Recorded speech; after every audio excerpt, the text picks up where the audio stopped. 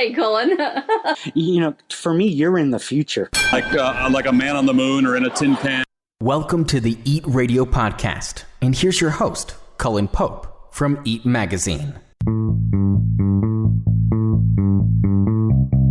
And welcome back to the Eat Magazine podcast, and we're here in Hobart, Tasmania, Australia, and I'm just about to go and meet somebody I know, a local who lives here, who's about to go on a journey. And if you've been listening to this podcast for the last few months, you will have heard of him before. His name is Bill Aronson. He's one of our very generous sponsors here for the Travel Podcast, and you might also know him as the author of The Lost Art of How to Find Things, Freedom from Forgetting. And I'm very excited to announce that the Kindle edition of this book just went live on Amazon just before I started recording this intro, so let's jump straight into it.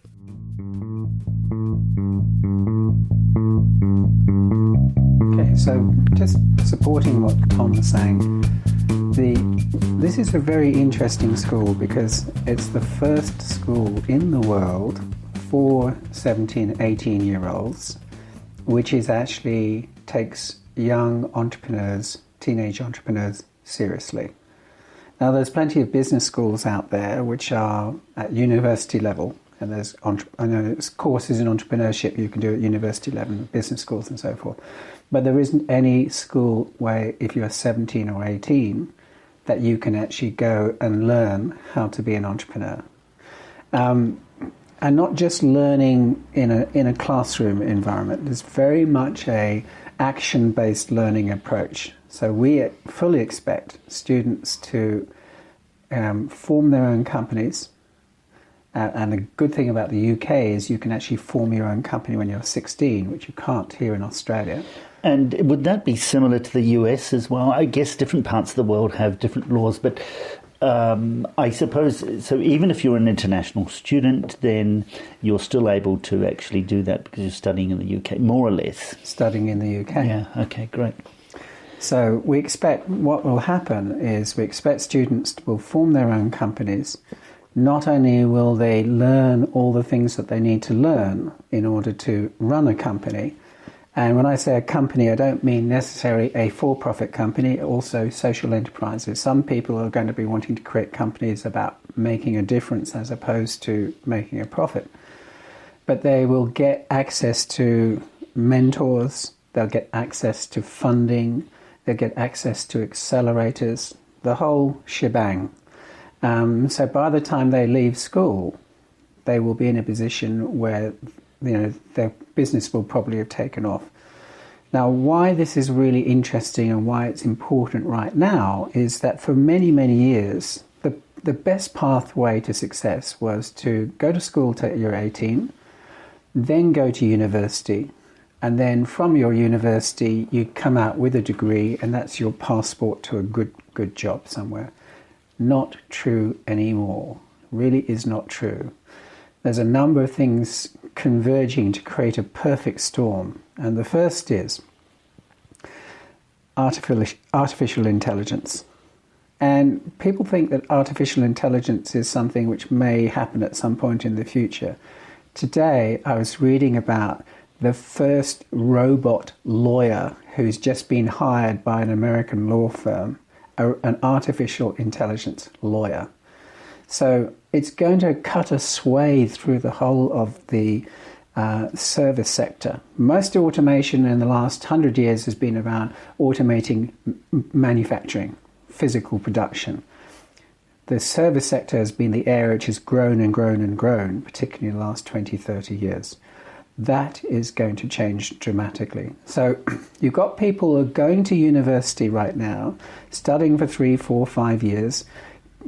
They go out, no longer can they actually get a job straight away. It's taking some people 3, 4, 5 years before they stop waiting on tables and actually get a job in the industry that they've chosen.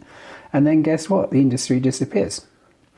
So these kids, these teenagers are going to be able to form their own companies, get started.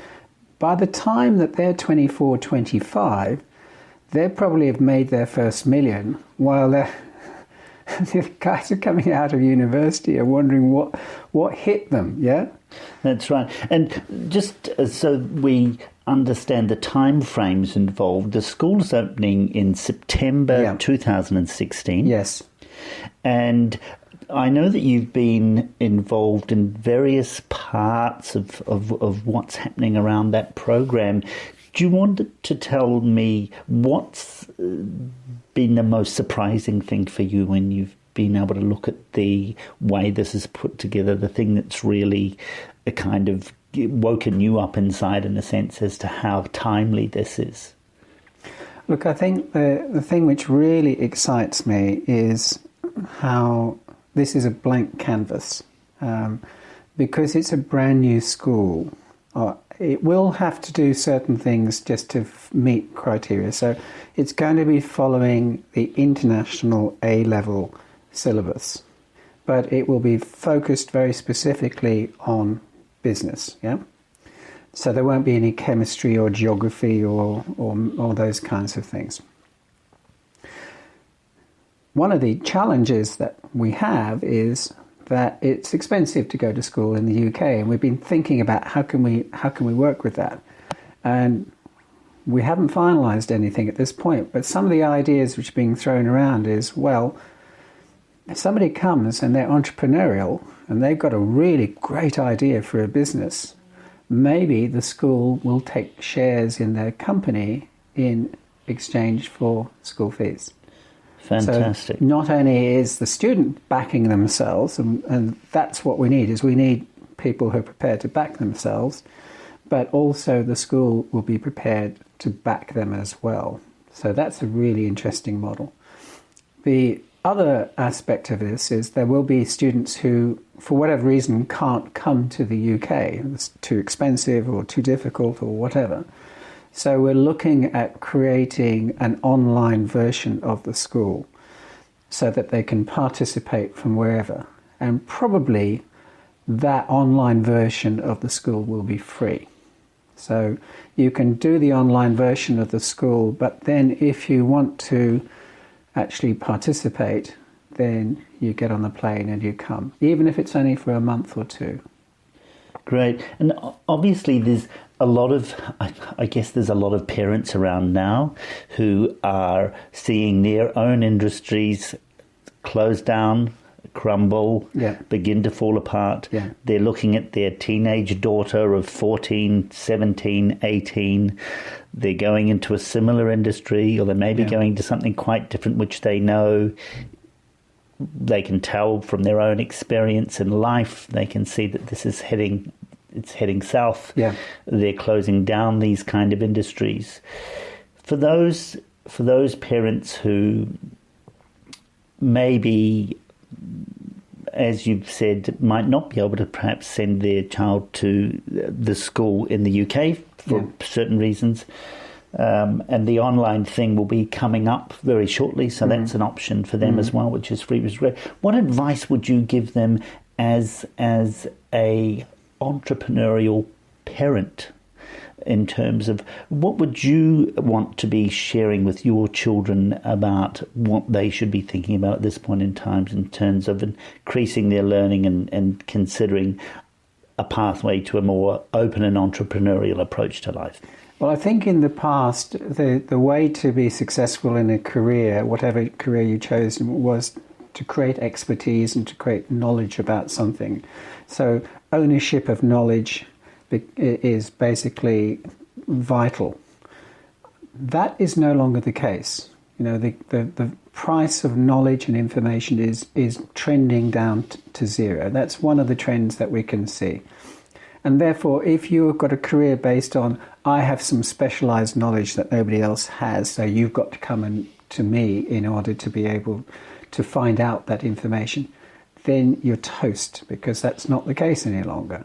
I can Google anything about anything, and somebody will come up with a free model to take away that area of expertise that you think that you've got.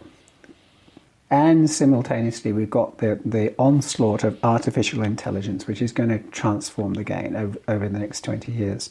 So The key thing for students, and if I was a parent advising students, is finding schools where you learn how to learn, not what to learn. The people will pay for wisdom in the future. They won't pay for knowledge or information, and they're already not paying for, but they will always pay for wisdom. And wisdom in the sense of the person who has the ability to see connections and relationships, to see patterns where others just see noise. That's really valuable. That will always be valuable. And so I would be encouraging parents to find schools where they have that ability. Secondly, the other thing which is always going to be valuable is a basic human need to be a part of a community. So that will always be the case. Whether the education is online or offline, there's always going to be a desire to be a part of a community. And so organizations, educational establishments which understand that and focus on creating wisdom and creating community, I think they have a very good future. Everybody else is going to be toast.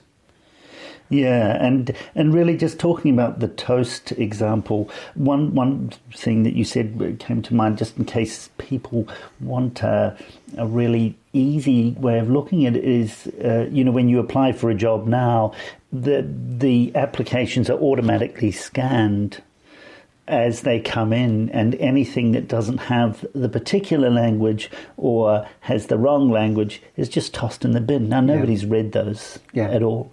Yeah. And so that's a very good, simple example for people to just actually get a grip on in terms of how, and this has been going on for quite some time. Yeah. And so in a HR position, already you could be fried before you even get started. Well, I just think you're better off to learn how to run your own business than to work for somebody else. You lose control, you lose freedom. The maximum amount of money you can ever make is based on your time, and you've only got a certain number of hours in the week. Whereas if you run your own business, there's no theoretical limit to how much you can actually earn. And then you can start to do, once you earn more than you need to earn, then you can start to do some things with your discretionary income. You can start to make a difference. You can start to do some really interesting things. So the school is going to probably be very influenced by, for example, Rotary and the four-way test that Rotary applies. Is it fair? Does it create friendship? A number of key points like that. So there will be a number of principles and values which will be put in place, because what we want to do is create entrepreneurs who understand that it's not good just to rape and pillage the earth. They need to do well and do good at the same time. There's no contradiction between the two.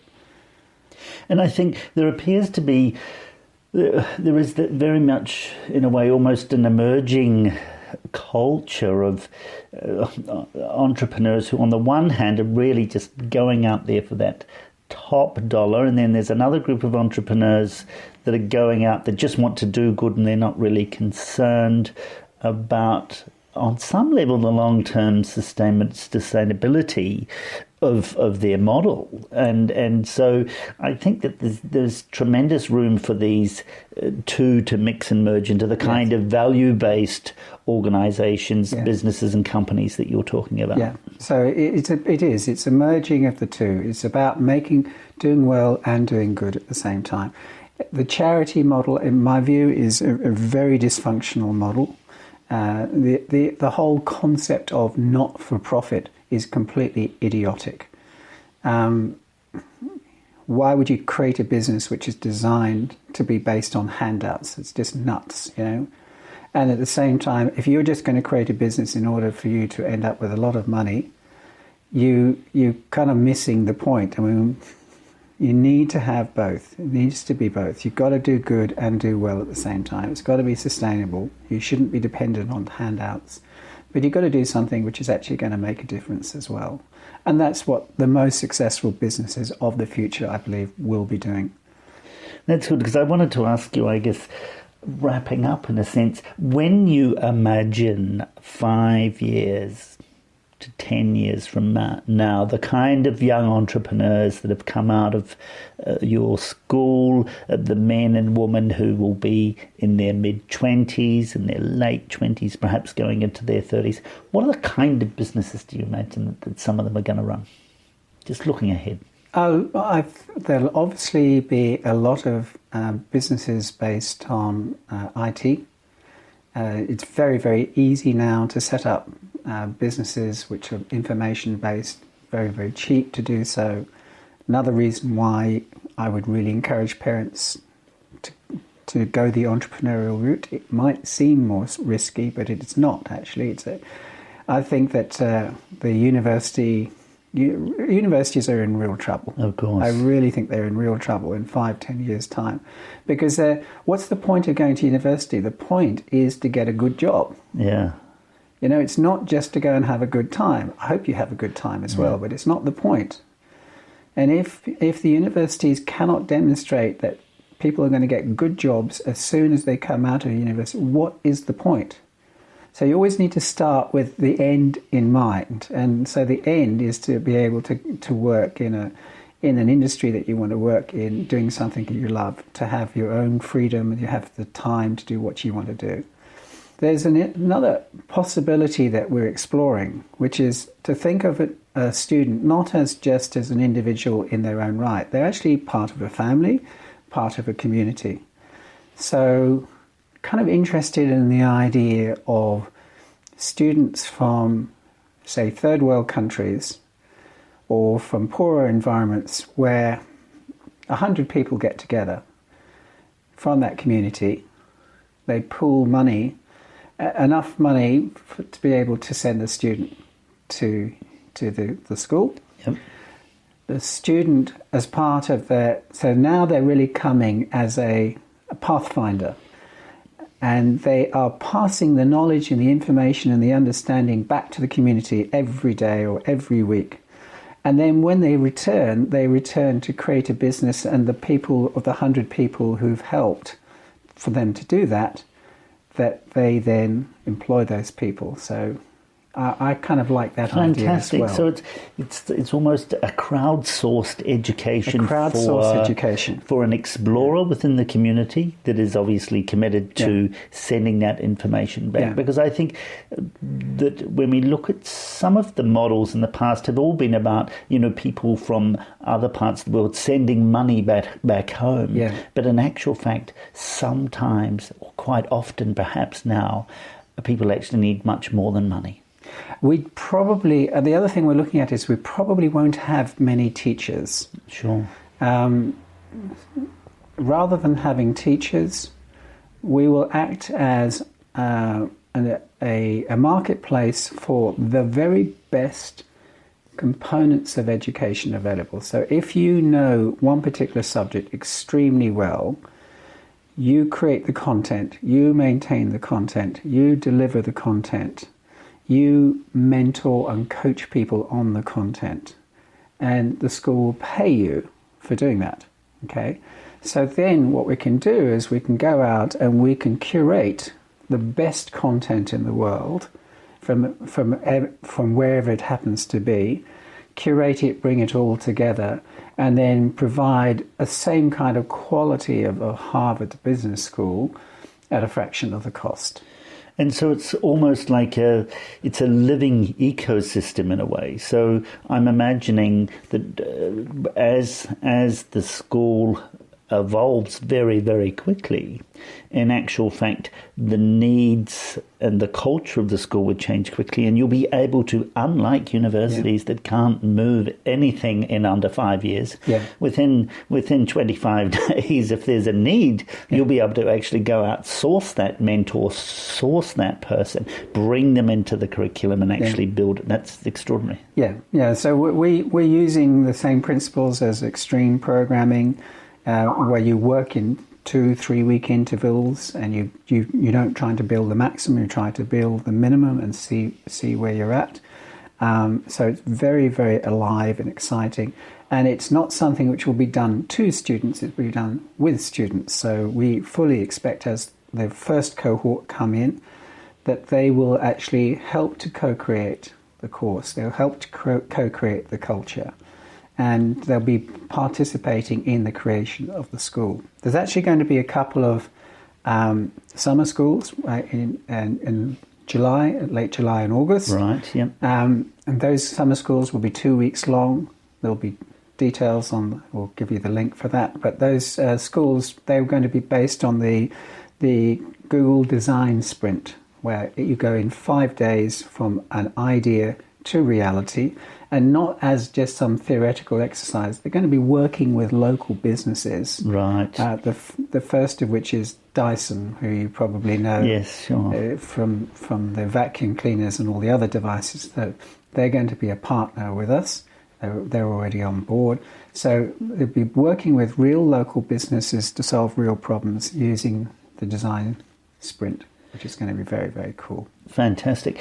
And I guess there's probably going to be a lot of people listening to this that might not be in the situation where they are a parent or they're able to attend the school, that sort of thing, but actually pretty excited by the idea and want to get involved in some other way. They may want to contribute in some way. They may know somebody who is in a mentoring position that may be of some value as well. And so they can get in touch with you through the website details at the end as well. And they can, and also they can actually, we don't want to use agents. Traditionally, schools use agents, and an agent will see this as a product, and they will compare this product with other products in the market, and other established schools, it'll be much easier for them to sell that product. So they probably won't be very interested in us. And we don't want to have a kind of product base. We want to have relationship base. Sure. So we're interested in rewarding thought leaders, people who are prepared to go out and get excited by this and tell people about this. You know, if you make recommendations as a result of which a student comes and they pay some fees, you will be paid a percentage of those fees if you want it. If the student doesn't pay fees because they're going to create a company and the school is going to invest in that company by taking equity, well, you'll take equity as well. Fantastic. So that's pretty cool. Absolutely brilliant. Yeah. Great. And look, I just wanted to ask you, is there anything else that you wanted to give us, perhaps a little bit of that unknown stuff that hasn't quite come out, give us a clue as to just any little project that may be underway that you can just tell us about the beginning of? Okay, well, the other one that I'm involved with, which I'm very excited about, is that I'm going to be doing the memory training in London. Right. Memory training, of course, will be one of the components of the school. Because Fantastic. It's not about just the business, it's about you as an individual. So we're going to be showing people accelerated learning techniques. But going into London, going to be meeting with 40 or 50 multi-millionaire business mentors in the iconic Shard, beginning of June, and demonstrating what the memory training program is, so that they can then start to tell the people that they're mentoring how valuable this is. So I'm really excited about that too. All right, brilliant. Well, I think we might have to speak to you shortly after that event, as soon as you manage to come down, or perhaps you'll just go up, and that'll be it. And so we'd love you to join us at that stage as well, if we can come back to you then. Thanks, Cullen. All right, thanks for joining us today, Bill. Brilliant.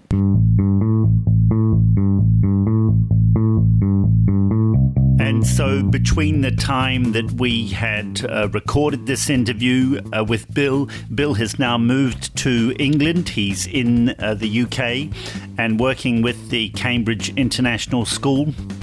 And I've just spoken to him a few minutes ago in London and asked him about the huge change that's taken place now with this new development with Brexit, and his view really very much that, you know, this is a part of the disruption, the change that in actual fact we've already been going through to some degree, and that there's major changes coming in the US in a way that matches what's going to be happening in the UK and other parts of the world through the service sector. And he talked about how he believes that the rate of change that we're going to go through is going to be exponential, and that the disruptions we're going to see as automation, as the technology of automation and AI, artificial intelligence, begin to slowly impact the service industry in the same way that we have seen manufacturing in the way that's developed and the way that's changed the way that people live and work. And I guess for me, his message continues to be very clear. And my interpretation of his message is simply this. It's simply two words, and those words are power up. Power up and get ahead of the curve. It doesn't matter what age you are. You could be 77, you could be 17. It doesn't matter. When it comes to memory, and he's demonstrated that time and time again, it doesn't matter where you're placed in life or how busy you believe you are, get ahead of the curve. And he's put a lot of energy into his book that really addresses the way you can power up through that, through memory. And then we had a chat about how important he believes this capacity to learn is, and how this is going to be fundamental to many of us, really, in terms of meeting some of these challenges. And look, I've been very lucky in many respects. I guess I feel very grateful that I have seen people go through his memory course, and I've seen the effect that it's had on their confidence. And I feel very, very privileged to have been in some way a part of this project, and a part of the project as it's moving on. And so his book, The Lost Art of How to Find Things, Freedom from Forgetting. It's now available on Kindle. I got the link a few hours ago. I'm really excited about it. And we're going to put those links on our website, eatmag.com. That's EATTMAG.com. And look, it's out on Kindle. It's only a few dollars, so I really highly cannot recommend it enough. But if you're like me, you're probably going to want to get the paperback, which will be starting at $25 to $39, depending on where you are in the US, Canada, Australia, New Zealand, other countries. I can see we've got a lot of people listening in from around the world, including China and other parts of Asia. Thank you very much. And look, I'm not going to take a guess at how many pounds it's going to be, and you can imagine why. And so we're going to put the links on, as well as the hardback comes out on Amazon, and there's a couple of other areas that will be coming out. We'll put those links on the website. And so if you want to get in touch, we'll have links there so you can get in touch with Bill about the Cambridge International School. And if you know any one of those students, those young women and men, those future founders and entrepreneurs that are going to lead us into the next change, those people that are going to help create the jobs of the future, the kind of jobs we know, or I believe, we are going to need.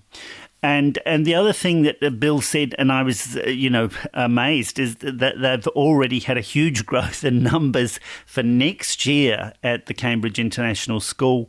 And so I think that's a real testament, in actual fact, of people being able to actually see ahead of the curve, see these changes coming, and wanting to, I guess, invest in an education that is going to teach them not what to learn, but how to learn. And I think that there's going to be huge changes for universities coming as well. There just has to be. There are so many students coming out of universities now all over the world, not just in Europe, that are really struggling to find their place. And in actual fact, they're exhausted after 5 years of whatever it is that they've been studying. And so there's some real change needed, and it's really good. It's been a great process for me to be a part of actually seeing how this has developed, and being a part of Bill's work and seeing the Cambridge International School come together.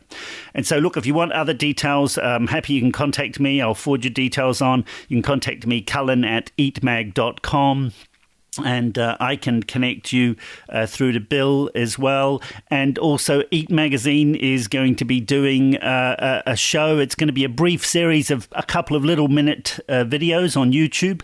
And this will be very much focused on education, and that's education for busy people. And so it's really designed in order to help people take away the excuses, I guess, that can be challenging for all of us in terms of saying, I'm too busy, I can't do that, or I can't, absolve that. And so I'm going to just cut things down into a few 1-minute YouTube videos.